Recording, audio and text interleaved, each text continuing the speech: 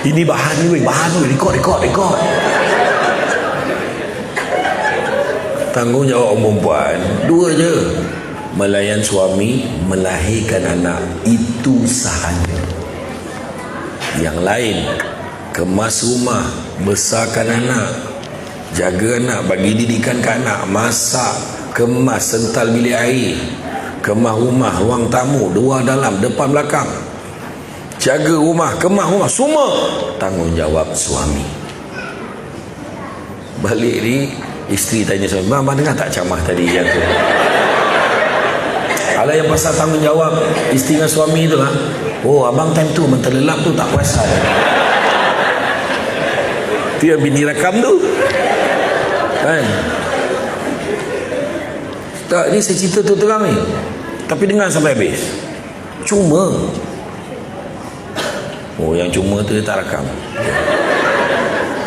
Cuma orang perempuan banyak menanggung tugas suami di rumah, sebab orang lelaki tak terbuat apa yang orang perempuan boleh buat.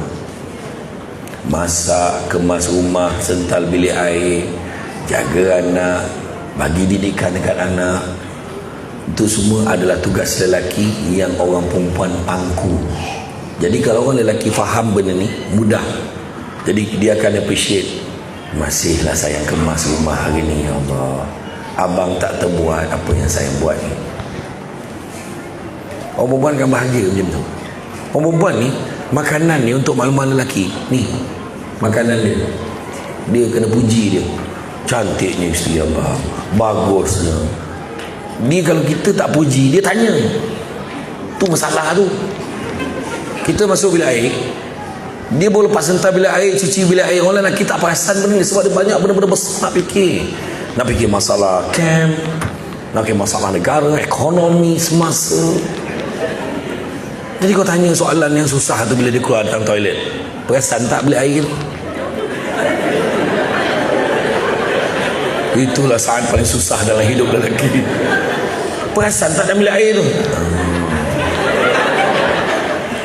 Kau renovate ke bilik air tu? Betul lelaki.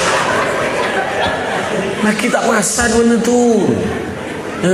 Tapi kalau dia dah tanya saya tu, kenapa tanya? Tak perasan ke? Cakap lah, saya pun lepas sental tu, dinding semua. Oh iyalah, abang ingat apa tadi, memang betul nampak bersih. Makasih tau saya buat. Tahu tak apa,